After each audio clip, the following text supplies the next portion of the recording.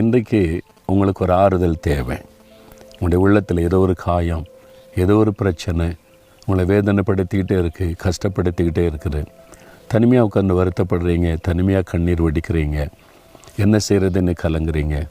இல்லை ஆண்டவர் பலமுறை ஆறுதல் சொன்னார், ஆனாலும் இந்த பிரச்சனை தொடர்ந்து என் மனசை பாதிச்சுக்கிட்டே இருக்க நீ கலங்குறீங்களா? நான் திரும்பவும் அவர்களிலே துக்கப்படுகிறவர்களுக்கு ஆறுதல் அளிப்பேன்.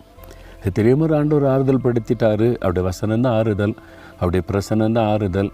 ஆனால் திரும்ப திரும்ப எனக்கு இந்த பிரச்சனை போராட்டம் என்ன பண்ணேன்னு தெரியல அப்படின்னு வேதனையோடு இருக்கிறீங்களா? ஆண்டவர் சொல்ல, நான் திரும்பவும் உனக்கு ஆறுதல் அளிப்பேன். அவர் சொந்தே போக மாட்டார். உன்னை எத்தனை முறை தான் ஆறுதல் படுத்துறது? நீ இப்படி உட்காந்து அழுதுகிட்டே இருப்பியா? நான் எவ்வளோ நாள் உன்னை ஆறுதல் படுத்திக்கிட்டே இருக்குது அப்படி சொல்ல மாட்டார். நம்மை புரிந்து கொள்ளுகிற ஒரு நல்ல தகப்பன்.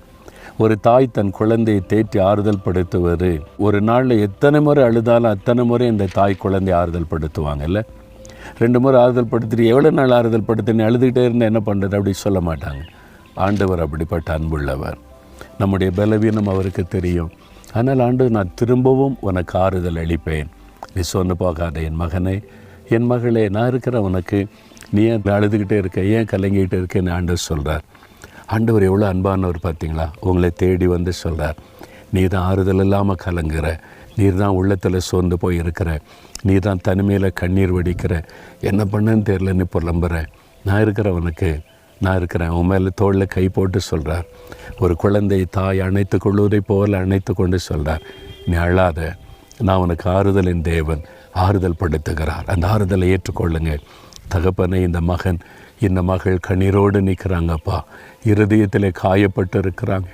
எத்தனையோ முறை நீர் ஆறுதல் படுத்தினாலும் அந்த துயரம் முற்றிலும் மாறவே இல்லை. திரும்ப திரும்ப திரும்ப அவங்களை காயப்படுத்திக்கிட்டே இருக்காங்க, வேதனைப்படுத்திக்கிட்டே இருக்கிறாங்க. திரும்ப திரும்ப இந்த போராட்டம் வந்துக்கிட்டே இருக்குது. நான் என்ன பண்ணுறதுன்னே தெரியலன்னு கலங்குறாங்க. மறுபடியும் ஆறுதல் படுத்தும். இன்றைக்கு ஆறுதல் படுத்தும். நம்முடைய ஆறுதல் அவருடைய உள்ளத்தை நிரப்பட்டப்பா, அவருடைய காயங்களை மாற்றட்டும், கண்ணீரை துடைக்கட்டும். இன்றைக்கு ஒரு ஆறுதல் அவருடைய உள்ளத்தை நிரப்பட்டும். அவருடைய துக்கம் உள்ளத்தை விட்டு விலகட்டும். இயேசுவின் நாமத்தில் ஆறுதல் அளிக்கிற தேவனுக்கு ஸ்தோத்திரம், ஸ்தோத்திரம்.